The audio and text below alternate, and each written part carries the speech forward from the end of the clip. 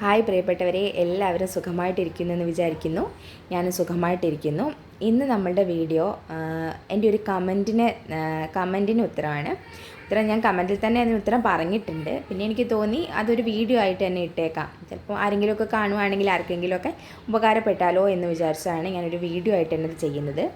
എൻ്റെ ഇന്നലെ ഇട്ട വീഡിയോൻ്റെ അടിയിലാണെന്ന് തോന്നുന്നു വന്ന കമൻറ്റാണ്. ഒരു ബോയ് ആണ് ഇട്ടിരിക്കുന്നത്. അവർ ചോദിച്ചിരിക്കുന്നത് എന്താണെന്ന് ചോദിച്ചിട്ടുണ്ടെങ്കിൽ ആണുങ്ങൾക്ക് ബ്രസ്റ്റ് ക്യാൻസർ വരുമോ എന്നതാണ്. അപ്പം എനിക്കിതിനെക്കുറിച്ച് അങ്ങനെ ഒരുപാട് അറിവൊന്നും ഇല്ലെങ്കിൽ കൂടിയും എനിക്ക് അറിയുന്ന കാര്യങ്ങൾ ഞാൻ ഷെയർ ചെയ്യാം. അപ്പം ആണുങ്ങൾക്ക് ബ്രസ്റ്റ് ക്യാൻസർ വരുന്നുണ്ട്, പക്ഷേ അത് വളരെ റെയറാണ്. ഇപ്പോൾ 1000 പേരെ എടുത്താൽ അതിൽ ഒരാൾക്ക് അല്ലെങ്കിൽ 2 ആൾക്കൊക്കെ ആണുങ്ങളിൽ ബ്രസ്റ്റ് ക്യാൻസർ കാണുന്നുള്ളൂ. പക്ഷേ സങ്കടകരമായ കാര്യം എന്താണെന്ന് വെച്ചിട്ടുണ്ടെങ്കിൽ ഈ ആണുങ്ങളിലെ ബ്രസ്റ്റ് ക്യാൻസർ വളരെ വൈകിയാണ് കണ്ടുപിടിക്കപ്പെടുന്നത്. ഒരു 3 സ്റ്റേജിലോ 4 സ്റ്റേജിലോ ഒക്കെ എത്തിയിട്ടാണ് കണ്ടുപിടിക്കുന്നത്. തുടക്കത്തിലേ കണ്ടുപിടിച്ചാൽ പൂർണ്ണമായി മാറ്റാവുന്ന ക്യാൻസറാണ് ബ്രസ്റ്റ് ക്യാൻസർ എന്ന് നിങ്ങൾക്കറിയാമല്ലോ. അപ്പം വളരെ വൈകി കാണാൻ കാരണം എന്താ വെച്ചിട്ടുണ്ടെങ്കിൽ ഇങ്ങനൊരു അസുഖം വരുമെന്നുള്ളത് ആണുങ്ങൾക്ക് അത്ര അറിയാത്തത് കൊണ്ടായിരിക്കാം. അപ്പോൾ അവർക്കും ഒരു അവയർനെസ് കൊടുക്കുന്നത് നല്ലതാണ്. ഒരു 2% ആണെങ്കിൽ പോലും അസുഖം വരാതിരിക്കുക എന്നതാണല്ലോ നമ്മുടെ ഏറ്റവും നമ്മുടെ ഉദ്ദേശം. അപ്പം ഇങ്ങനത്തെ വീഡിയോസൊക്കെ നമ്മളിങ്ങനെ ഷെയർ ചെയ്യാൻ കാരണവും ആ ഉദ്ദേശത്തോടു കൂടി തന്നെയാണ്. അപ്പം ബോയ്സിനുണ്ടാവുന്ന ആണുങ്ങളിലുണ്ടാവുന്ന ക്യാൻസർ, ബ്രസ്റ്റ് ക്യാൻസർ എന്ന് പറഞ്ഞിട്ടുണ്ടെങ്കിൽ കൂടുതലും ഒരു 50 വയസ്സ് കഴിഞ്ഞ ആൾക്കാരിലാണ് കൂടുതലും കണ്ടിരിക്കുന്നത്. ഇനി അതിന് താഴെയുള്ള ആൾക്കാർക്കുണ്ടോ എന്ന് എനിക്കറിയില്ല. എങ്കിലും ഒരു 50 വയസ്സ് കഴിഞ്ഞ ആൾക്കാർക്കാണ് കൂടുതലും കാണപ്പെടുന്നത്. അപ്പം ഞാനൊരു 300ഓളം പേഷ്യൻറ്റിനെ കാണുന്ന ഒരാളാണ്. അപ്പോൾ എൻ്റെ പേഷ്യൻറ്റിൽ ഈ 300 പേഷ്യൻസിൽ എനിക്ക് ഒറ്റ ബ്രസ്റ്റ് ക്യാൻസർ മാത്രമേ ഉള്ളൂ ആണുങ്ങൾക്കുള്ളത്. ഒരു ചേട്ടൻ മാത്രമാണ് ബ്രസ്റ്റ് ക്യാൻസർ ഉള്ളത്. പക്ഷേ ആൾ ഓക്കെയാണ്, പ്രശ്നമൊന്നുമില്ല. 2nd സ്റ്റേജിൽ കണ്ടുപിടിച്ചു. അങ്ങനെ ആ ബ്രസ്റ്റിൻ്റെ അവിടുന്ന് കട്ടിപ്പും കാര്യങ്ങളൊക്കെ എടുത്തൊഴിവാക്കി കീമോയും റേഡിയേഷനൊക്കെ കഴിഞ്ഞ് ഇപ്പോൾ 2 ഇയറായി, കുഴപ്പമൊന്നുമില്ല, ആൾ ഓക്കെയാണ്. അപ്പോൾ അതാണ് പറയുന്നത്, തുടക്കത്തിലേ കണ്ടുപിടിച്ചാൽ നമുക്ക് ഓക്കെ ആക്കാൻ പറ്റിയ ഒരു ക്യാൻസറാണ് ബ്രസ്റ്റ് ക്യാൻസർ, ആണിലായാലും പെണ്ണിനായാലും. അപ്പം നമ്മുടെ ലക്ഷണങ്ങൾ എന്ന് പറയുന്നത് ആണുങ്ങൾക്ക് വരുന്ന ലക്ഷണങ്ങളും പെണ്ണുങ്ങൾക്ക് വരുന്ന ലക്ഷണവും സെയിം തന്നെയാണ്, ഒരു വ്യത്യാസവുമില്ല. പിന്നെ ആണുങ്ങൾക്കായിരിക്കും കുറച്ചും കൂടി പെട്ടെന്ന് ബ്രസ്റ്റ് ക്യാൻസർ കണ്ടുപിടിക്കാൻ എളുപ്പം. കാരണം എന്താ വെച്ചിട്ടുണ്ടെങ്കിൽ അവർക്ക് പെണ്ണുങ്ങളുടെ അത്രയും മാംസളമായൊരു ഭാഗമല്ല അവർക്ക് ബ്രസ്റ്റ്. അതുകൊണ്ട് തന്നെ ഒരു മുഴയോ തടിപ്പോ എന്തെങ്കിലും വന്നാൽ കുളിക്കുന്ന സമയത്തൊക്കെ നമ്മൾ സോപ്പ് തേക്കുമ്പോഴൊക്കെ പെട്ടെന്ന് നമുക്കത് മനസ്സിലാക്കിയെടുക്കാൻ സാധിക്കും. അവർക്കും ഈ ഒരു മുലക്കണ്ണിൻ്റെ താഴെയായിട്ട് വരുന്ന തടിപ്പോ ചെറിയ മുഴകളോ വേദനയില്ലാത്ത മുഴകളോ പിന്നെ നിപ്പിളിൽ നിന്ന് വരുന്ന എന്തെങ്കിലും സ്രവങ്ങളോ അല്ലെങ്കിൽ കക്ഷത്തിലുള്ള കഴലുകളോ അതിയായ ഷോൾഡർ പെയിന് എന്നൊക്കെ കണ്ടു കഴിഞ്ഞാൽ ആണുങ്ങളും അത് കാര്യമായി എടുക്കാതെ അതിങ്ങനെ അല്ലെങ്കിൽ അത് ഒഴിവാക്കി വിടാതിരിക്കുക. അപ്പം നിങ്ങൾക്കും ഇങ്ങനൊരു ചാൻസ് വളരെ റെയർലി ആണെങ്കിലും ഉണ്ട്. അതുകൊണ്ട് അങ്ങനെ എന്തെങ്കിലും നിങ്ങൾക്ക് ഉണ്ട് എന്നുണ്ടെങ്കിൽ നിങ്ങളൊരു ഡോക്ടറെ കാണിച്ച് കൺഫേം ചെയ്യേണ്ടതാണ്. കാരണം ആണുങ്ങളിൽ വരുന്ന ബ്രസ്റ്റ് ക്യാൻസർ വളരെ റെയർ ആണെങ്കിൽ കൂടിയും ആ വരുന്ന 2 ആൾക്കാരാണ് വരുന്നെങ്കിൽ ആ 2 ആൾക്കാർക്കും വളരെ മോശമായ രീതിയിലാണ് കണ്ടെത്താൻ കഴിയുന്നത്. അതിൻ്റെ മെയിൻ കാരണം അവരിലിത് കൂടുതലായിട്ട് പെണ്ണുങ്ങൾക്ക് കൊടുക്കും പോലൊരു അവയർനെസ് ആണുങ്ങളിൽ കൊടുക്കുന്നില്ല എന്നുള്ളത് കൊണ്ട് തന്നെയാണ്.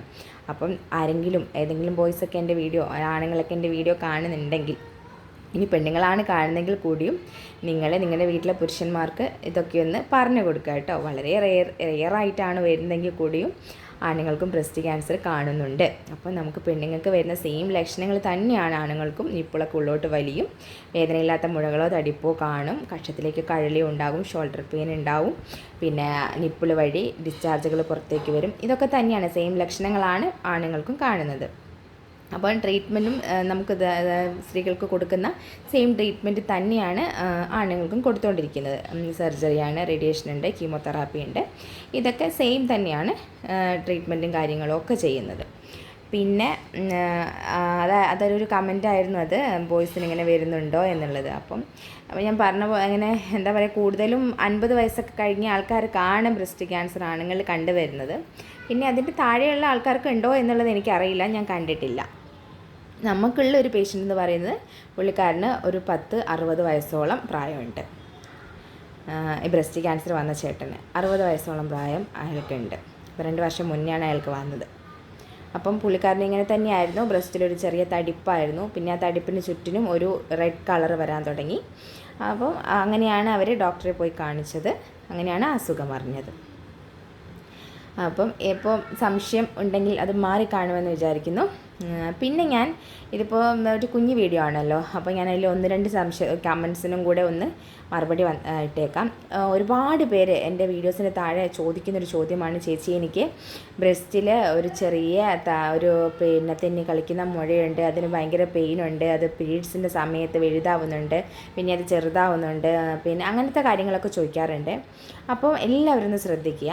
നമുക്ക് ഓൾറെഡി ബ്രസ്റ്റിൽ എല്ലാവർക്കും ചെറിയ ചെറിയ ഫൈബ്രോയിഡുകളും ഈ എന്താ പറയുക തെന്നിക്കഴിക്കുന്ന മുഴകളും ഒക്കെ ഉണ്ടാവുന്നത് നോർമലാണ്. പീരീഡ്സിൻ്റെ സമയത്തും ഓവുലേഷൻ്റെ സമയത്തും അതിന് പെയിൻ വരുന്നുണ്ട്, അത് തെന്നി മാറുന്നുണ്ട്, അല്ലെങ്കിൽ അത് എന്താ പറയുക അതിലെന്തെങ്കിലുമൊക്കെ ബുദ്ധിമുട്ടുകൾ വരുന്നുണ്ടെങ്കിൽ അതൊരു നോർമലായ മുഴയാണ്. നിങ്ങൾ ശ്രദ്ധിക്കേണ്ടത് എന്താണെന്ന് വെച്ചിട്ടുണ്ടെങ്കിൽ പെയിൻ ഇല്ലാത്ത മുഴകൾ, ചില സമയത്ത് പെയിനുള്ള മുഴകളും ക്യാൻസർ ആവാറുണ്ട്, അതല്ല ഞാൻ പറയുന്നത്, അത് വളരെ റെയർലിയാണ് അങ്ങനെ വരുന്നത്. പക്ഷേ പെയിൻ ഇല്ലാത്ത മുഴകളാണ് നമ്മൾ കൂടുതലായിട്ട് ശ്രദ്ധിക്കേണ്ടത്. പെയിൻ ഇല്ലാത്ത മുഴകളും തടിപ്പുകളും കട്ടിപ്പിലിരിക്കുന്ന തടിപ്പുകളും തെന്നി നീങ്ങാത്തവയൊക്കെ ഉണ്ടാകുമല്ലോ, അതിനെയാണ് നമ്മൾ പെട്ടെന്ന് കൂടുതലും പേടിക്കേണ്ടത്. അല്ലാതെ നമ്മുടെ ബ്രസ്റ്റിൽ സാധാരണ ബ്രസ്റ്റ് തൊട്ട് നോക്കിയാൽ അത്ര സോഫ്റ്റ് ഒന്നും ആയിരിക്കില്ല. അവിടെ പല മുഴകളും പിന്നെ ചെറിയ കുരുപോലെയും അങ്ങോട്ടും ഇങ്ങോട്ടും തന്നെ നീങ്ങുന്നവയൊക്കെ ഉണ്ടാവും. അതൊന്നും കണ്ട് നിങ്ങൾ ആരും ഭയപ്പെടരുത്. ഇതിപ്പോൾ ഇങ്ങനെ വീഡിയോസൊക്കെ ഒരുപാട് പേര് അവയർനെസ് ആയിട്ട് വീഡിയോസൊക്കെ ഇടുമ്പോഴേ ഇത് ഒരുപാട് പേർക്ക് ഭയവും കൂടി ഉണ്ടാവുന്നുണ്ടെന്ന് തോന്നുന്നു. കാരണം വീഡിയോസിൻ്റെ അടിയിലുള്ള കമൻറ്റുകളൊക്കെ കാണുമ്പോൾ എനിക്ക് അങ്ങനെയാണ് തോന്നുന്നത്, നമുക്ക് നല്ലതിനെക്കാട്ടിലും കൂടുതൽ ചീത്തയാണോ വരുന്നത്. കാരണം വെച്ചിട്ടുണ്ടെങ്കിൽ ഒരുപാട് പേര് പേടിക്കുന്നത് കാണുമ്പോൾ, അയ്യോ എൻ്റെ ബ്രസ്റ്റിൽ ഒരു ചെറിയ തപ്പി നോക്കുമ്പോൾ എന്തെങ്കിലും ഒരു ചെറിയ എന്താ പറയുക എന്തെങ്കിലും ഒരു തെന്നി നീങ്ങുന്ന കൂട്ടത്തിലുള്ള എന്തെങ്കിലും ഒരു ഇത് കാണും. അപ്പോൾ അവരതിനെ വിചാരിച്ച് ആവലാതിപ്പെട്ട് വേവലാതിപ്പെട്ട് അതിൻ്റെ ഒന്നും ആവശ്യമില്ല. നിങ്ങൾ അങ്ങനെ എന്തെങ്കിലും ഒരു മുഴയോ തടിപ്പോ കണ്ടാൽ അതിനെ ഒരു ഒബ്സർവ് ചെയ്യുക. ആ മുഴയിൽ എന്തെങ്കിലും മാറ്റങ്ങൾ സംഭവിക്കുന്നുണ്ടോ, അത് വലുതായി വരുന്നുണ്ടോ, അല്ലെങ്കിൽ ആ മുഴയ്ക്ക് പെയിനുണ്ടോ, അല്ലെങ്കിൽ ആ മുഴയ്ക്ക് കളർ മാറ്റം വരുന്നുണ്ടോ, അല്ലെങ്കിൽ ആ മുഴയുടെ അവസ്ഥകൾ എന്തൊക്കെയാണ് നിങ്ങൾ ഒബ്സർവ് ചെയ്തുകൊണ്ടിരിക്കുക. അതിനെന്തെങ്കിലും മാറ്റങ്ങൾ സംഭവിക്കുന്നുണ്ടെങ്കിൽ നിങ്ങൾ ഡോക്ടറെ കാണിക്കുക. ഒരു മാറ്റവും ഇല്ല, അത് അവിടെ തന്നെ ഇരിക്കുന്നതൊക്കെ ആണെങ്കിൽ നിങ്ങളങ്ങനെ ടെൻഷൻ അടിക്കേണ്ട കാര്യമൊന്നുമില്ല. എങ്കിലും നിങ്ങൾ ഡോക്ടറെ കാണിക്കണം. കാരണം നമുക്ക് കൺഫേം ചെയ്യണം. ഇപ്പോഴത്തെ ക്യാൻസർ മുഴകളെല്ലാം നമുക്ക് ഇന്ന രീതിയിൽ വരുന്നു എന്നൊന്നും പറയാൻ സാധിക്കില്ല. അതുകൊണ്ട് നിങ്ങൾ ഡോക്ടറെ കാണിക്കണം. പക്ഷേ ഇങ്ങനെ ഒരുപാട് ആരും ടെൻഷൻ അടിക്കരുത്. ഇത്തരം വീഡിയോസൊക്കെ കണ്ട് ആരും ടെൻഷൻ ആവരുത്. നിങ്ങൾക്കൊരു അവയർനെസ് എന്ന രീതിയിലാണ് നമ്മൾ ഇങ്ങനത്തെ വീഡിയോസൊക്കെ ഇടുന്നത്. പക്ഷേ വീഡിയോ കണ്ട് ആരും ടെൻഷൻ ആവരുത്, ഉള്ള സമാധാനം കളയരുത്. എന്തെങ്കിലും ബുദ്ധിമുട്ടൊക്കെ ഉണ്ടെങ്കിൽ നമുക്ക് ഡോക്ടറെ കാണിക്കാം. അല്ലാതെ വെറുതെ ഇങ്ങനെ ഒരുപാട് ആലോചിച്ച് കൂട്ടി ടെൻഷൻ അടിക്കരുത്. പിന്നെ ഒരു കമൻറ്റിൻ്റെ അടിയിൽ എൻ്റെ ഒരു വീഡിയോൻ്റെ അടിയിൽ ഞാൻ കമൻറ്റ് കണ്ടത് എന്താ വെച്ചിട്ടുണ്ടെങ്കിൽ ബ്രസ്റ്റിലൊരു ചെറിയ വെള്ളപ്പാട് ഉണ്ട് എന്നുള്ളത്. അപ്പം അത് ക്യാൻസർ ആയിരിക്കുമോ എന്നുള്ളത്. സാധാരണ വെള്ളപ്പാടുകളൊന്നും ക്യാൻസറായിട്ട് എനിക്ക് അറിയില്ല. ഞാൻ കൂടുതലും കണ്ടിരിക്കുന്നതും കേട്ടിരിക്കുന്നതും എനിക്കറിയാവുന്നതും ബ്രസ്റ്റിൽ റെഡ് പെട്ടെന്നുണ്ടാവുന്ന റെഡ് കളറ്, അല്ലെങ്കിൽ ഒരു ബ്ലഡ് കല്ലിച്ച കളറ്, അങ്ങനത്തെ ഒക്കെ വരുമല്ലോ.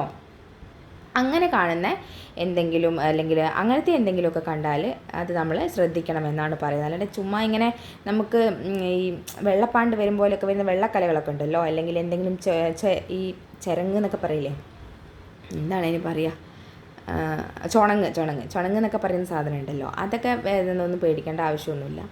അതൊന്നും നമ്മൾ വലിയ കാര്യമായിട്ട് എങ്കിലും ഒബ്സർവ് ചെയ്യുക. എന്ത് കാര്യം എവിടെ വന്നാലും നമ്മളതിനെ സൂക്ഷ്മമായി നിരീക്ഷിച്ചുകൊണ്ടിരിക്കുക. എപ്പോഴാണ് മാറ്റം വരുന്നത് നമുക്ക് പറയാൻ പറ്റില്ലല്ലോ. അപ്പം എനിക്ക് പറയാനുള്ളത്, ആരും പേടിക്കരുതെന്നാൾ. പേടിച്ചിട്ടുണ്ടെങ്കിൽ നമ്മുടെ ശരീരത്തിലെ നെഗറ്റീവ് ഹോർമോണാണ് പ്രവർത്തിക്കുന്നത്, അത് നമുക്ക് ദോഷമായിട്ട് തന്നെ ബാധിക്കും. പിന്നെ അതായിരുന്നു എനിക്ക് പ്രധാനമായിട്ട് പറയാനുള്ള കാര്യം. പിന്നെ ഞാൻ പറയാൻ ഉദ്ദേശിച്ചിരുന്നത് എന്താണെന്ന് വെച്ചാൽ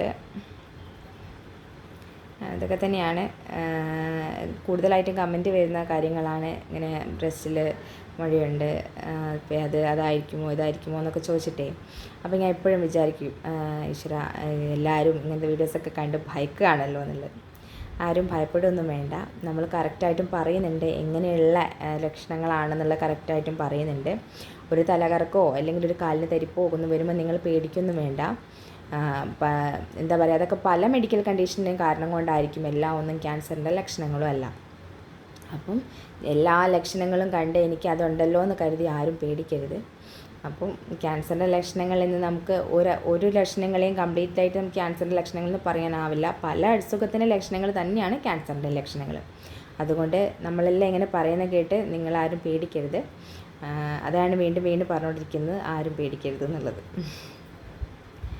അപ്പം ഇതാണ് എനിക്കിന്ന് പറയാനുള്ളത്. വേറെ എന്തോ ഒന്നും കൂടി എനിക്ക് പറയാനുണ്ടായിരുന്നു, ഞാനത് മറന്നുപോയി. എന്തോ എന്നോട് ചോദിച്ചിട്ടുണ്ടായിരുന്നു, എന്തായിരുന്നു, ബ്രസ്റ്റ് ക്യാൻസറിൻ്റെ തന്നെ എന്തോന്ന് ചോദിച്ചിട്ടുണ്ടായിരുന്നു. എനിക്ക് തോന്നുന്നു ഈ പാടിൻ്റെ ഒന്ന് ചോദിച്ചു, പിന്നെ മുഴയുടെ അവസ്ഥ ചോദിച്ചു, പിന്നെ ആണുങ്ങളിൽ വരുന്ന ക്യാൻസറിൻ്റെത് ചോദിച്ചിട്ടുണ്ടായിരുന്നു. പിന്നെ എന്താ, പിന്നെ നമുക്ക് ക്യാഷിന് ബുദ്ധിമുട്ടൊക്കെ ഉള്ള ആൾക്കാർക്ക് ഈ ടാർജറ്റഡ് തെറാപ്പിയായ ട്രാൻസ്റ്റ് സുമാബ് എന്ന് പറയുന്ന ഇഞ്ചക്ഷൻ എടുക്കുന്ന ആൾക്കാർക്ക് ഈ ഇഞ്ചക്ഷൻ മെഡിക്കൽ കോളേജിൽ അവൈലബിൾ ആണ്. പ്രൈവറ്റിൽ ചെയ്ത് ട്രീറ്റ്മെൻറ്റ് എടുത്ത ആൾക്കാർക്ക് നമുക്ക് ഈ മെഡിസിൻ എടുക്കാൻ ബുദ്ധിമുട്ടുണ്ടെന്ന് ഉണ്ടെങ്കിൽ ഒന്നെങ്കിൽ നിങ്ങൾ മെഡിക്കൽ കോളേജിലെ കാരുണ്യ വഴി, അല്ലേ അവിടെ അവിടെ നീതി ഉണ്ടല്ലോ, നീതി വഴി നിങ്ങൾക്ക് ഇപ്പോൾ നിങ്ങൾ വാങ്ങുന്ന മെഡിസിൻ്റെ എമൗണ്ട് കുറച്ച് നിങ്ങൾക്ക് കിട്ടും, കാരുണ്യ വഴി നിങ്ങൾക്ക് കിട്ടും. പിന്നെ അതല്ലാതെ നിങ്ങൾക്ക് വേണമെങ്കിൽ നിങ്ങൾക്ക് കാരുണ്യ ഇൻഷുറൻസും കാര്യങ്ങളൊക്കെ ഉണ്ടെങ്കിൽ നിങ്ങളുടെ ട്രീറ്റ്മെൻറ്റ് ഇഞ്ചക്ഷനും കാര്യങ്ങളൊക്കെ നിങ്ങൾക്ക് മെഡിക്കൽ കോളേജിൽ നിന്ന് എടുക്കാം. അപ്പം നിങ്ങൾക്ക് ഇത്ര പൈസയൊന്നും ആവില്ല കേട്ടോ. അങ്ങനെ ബുദ്ധിമുട്ടുള്ള ആൾക്കാർക്കൊക്കെ വേണമെങ്കിൽ അങ്ങനെയും ചെയ്യാം. പ്രൈവറ്റ് ട്രീറ്റ്മെൻറ്റ് ചെയ്യുന്ന ആൾക്കാർക്ക് ഇപ്പോൾ സർജറിയും റേഡിയേഷനും ഒക്കെ കഴിയുമ്പോഴത്തേക്ക് നല്ല പൈസ എന്തായാലും ആവുമല്ലോ. അപ്പം വീണ്ടും നമുക്ക് ട്രീറ്റ്മെൻറ്റ് മുന്നോട്ട് പോകാൻ ബുദ്ധിമുട്ടാകും എന്ന് തോന്നുന്നവർക്ക് വേണമെങ്കിൽ മെഡിക്കൽ കോളേജിലേക്ക് ട്രീറ്റ്മെൻറ്റ് ആക്കിയിട്ട് ഇഞ്ചക്ഷൻസ് നമുക്ക് അവിടെ നിന്ന് എടുക്കാനുള്ള ഇതൊക്കെ ഉണ്ട്, അതൊക്കെ അവരവിടെ നിന്ന് ചെയ്തു തരും. അപ്പം എന്തോ ഒരു കാര്യം കൂടെ പറയാനുണ്ടായിരുന്നു, പക്ഷെ ഞാനത് മറന്നു കേട്ടോ. ഞാൻ പിന്നെ ഓർക്കുമ്പം ഞാൻ വീഡിയോ ഇടാം. എന്തോ ഒരെണ്ണം കൂടി ഉണ്ടായിരുന്നു. അപ്പം ഇന്ന് ഇത്രയേ ഉള്ളൂ. മെയിൽസിൻ്റെ ക്യാൻസറിനെ കുറിച്ച് നമുക്ക് അങ്ങനെ കൂടുതലായിട്ടൊന്നും അറിയില്ലെങ്കിൽ കൂടിയും, കൂടുതലായിട്ട് അറിയാനൊന്നുമില്ല. ഗേൾസിൻ്റെ ക്യാൻസർ, ബ്രസ്റ്റ് ക്യാൻസർ പോലെ തന്നെയാണ് ആണുങ്ങൾക്കും വരുന്നത്. അപ്പം അതിൻ്റെ അവയർനെസ് ഗേൾസിന് കൊടുക്കുമ്പോൾ തന്നെ ആണുങ്ങൾക്കും കൊടുക്കണം എന്നൊരു അഭിപ്രായം എനിക്കുണ്ട്. അതുകൊണ്ടാണ് ഇപ്പം ഞാൻ ഇങ്ങനെ ഒരു കമൻറ്റ് വന്നപ്പോൾ ഞാനിങ്ങനെ ജസ്റ്റ് വീഡിയോ ഇട്ടത്. അപ്പോൾ നിങ്ങളുടെ വീട്ടിലുള്ള ആണുങ്ങളോടൊക്കെ നിങ്ങളൊന്ന് പറയാം. കാരണം 1000 പേരിൽ 2 പേരെന്ന് പറയുന്നതും 2% അതാണല്ലോ. ആ 2 പേർക്കും വരരുത്. അതുകൊണ്ടാണ് നമ്മൾ ഇങ്ങനൊരു വീഡിയോ ചെയ്യുന്നത്. അപ്പം ബൈ.